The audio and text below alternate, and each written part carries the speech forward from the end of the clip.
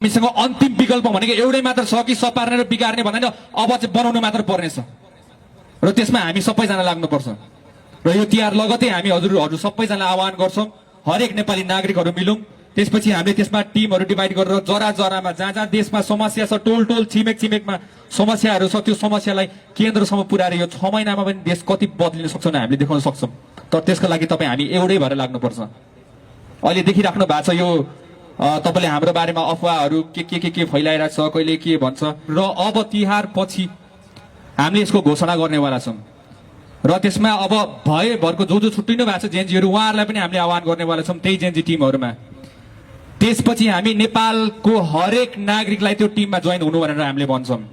त्यसपछि हरेक नागरिक आफ्नो देशको विकासका लागि लड्नेछ।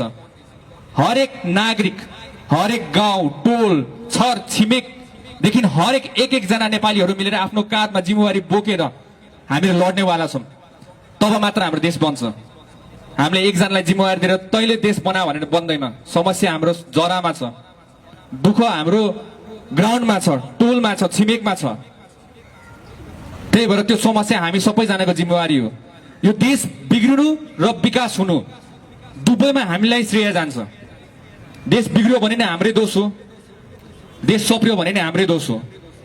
त्यही भएर अब हामीसँग दुईटा चोइस छ, सपार्ने कि बिगार्ने।